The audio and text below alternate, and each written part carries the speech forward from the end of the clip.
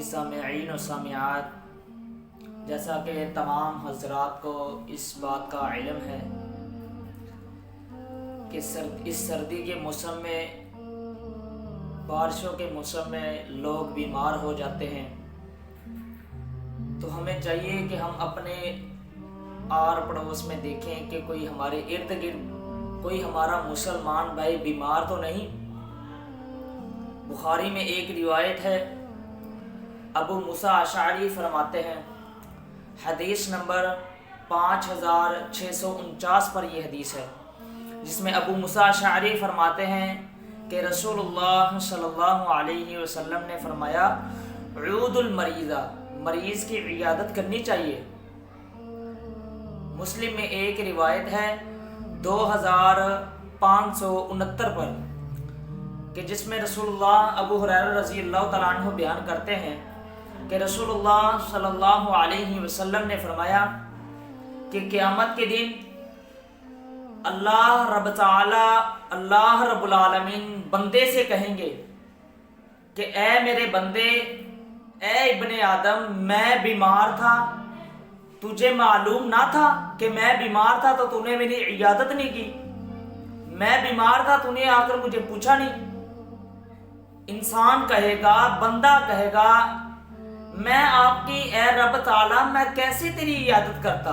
تو رب العالمین ہے، تو شفا دینے والا ہے، تو رزق سب کچھ دینے والا ہی تو ہے، میں تیری عیادت کیسے کرتا۔ کہا تجھے علم نہ تھا کہ میرا شخص فلاں شخص بیمار تھا تو اس کی عیادت نہیں کرنے گیا۔ رسول اللہ صلی اللہ علیہ وسلم نے فرمایا کہ جب تک بندہ اپنے مریض بھائی کی عیادت کرتا ہے تو وہ اللہ رب العالمین اس کے پاس ہوتے ہیں، وہ مریض کی عیادت کر رہا ہے، اللہ رب العالمین اس شخص کے پاس ہیں۔ ایک روایت میں رسول اللہ صلی اللہ علیہ وسلم نے فرمایا، علی رضی اللہ تعالیٰ عنہ فرماتے ہیں کہ میں نے سنا رسول اللہ صلی اللہ علیہ وسلم سے، ابن ماجہ میں حدیث ہے، کہا کہ جب بندہ مریض کی عیادت کے لیے جاتا ہے، جب وہ چل رہا ہوتا ہے تو وہ ایسے ہوتا ہے کہ جیسے کھجوروں کے باغات، جنت میں کھجوروں کے باغات ہیں، اس میں وہ چل رہا ہے جو مریض کی عیادت کرنے جاتا ہے۔ اور فرمایا جب وہ بیٹھتا ہے، مریض کے پاس آ کر بیٹھ جاتا ہے تو رب العالمین کی رحمت اس کو ڈھانپ لیتی ہے، اس کے ارد گرد سے، اس کو آگے سے پیچھے سے اس کو ڈھانپ لیتی ہے، اللہ رب العالمین کی رحمت اس کو ڈھانپ لیتی ہے، اس کو کسی چیز کا خطرہ نہیں ہوتا۔ اور جب وہ صبح آتا ہے تو شام تک 70,000 فرشتے اس شخص کے لیے دعا کرتے رہتے ہیں، رحمت کی دعا کرتے ہیں، مغفرت کی دعا کرتے ہیں۔ اللہ رب العالمین 70,000 فرشتوں کی ڈیوٹی لگا دیتا ہے، ذمہ داری لگا دیتے ہیں کہ یہ جو میرا بندہ اپنے مسلمان بھائی کی عیادت کرنے کے لیے آیا ہے، تو 70,000 فرشتے کی ذمہ داری لگ جاتی ہے کہ تم اس بندے کے لیے جو عیادت کرنے کے لیے آیا ہے، تم اس کے لیے دعا کرو۔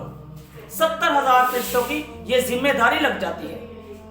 اور جب وہ شام کو آتا ہے تو صبح تک اس کے لیے 70,000 فرشتے دعا کرتے رہتے ہیں، اور جب وہ صبح کو آتا ہے تو شام تک 70,000 فرشتے اس کے لیے دعا کرتے رہتے ہیں، مغفرت کی دعا کرتے ہیں۔ تو ہمیں چاہیے کہ ہم جب بھی اپنے بھائی کے پاس جائیں اسے صبر کی تلقین کریں، اور ہمیں اسے صبر کی تلقین کرنی چاہیے، نہ کہ ہم اس کو اور زیادہ بیمار کر دیں۔ اکثر بھائی ایسے ہوتے ہیں کہ جب وہ کسی کے پاس جاتے ہیں، اس کی بیمار عیادت کرنے جاتے ہیں، تو اس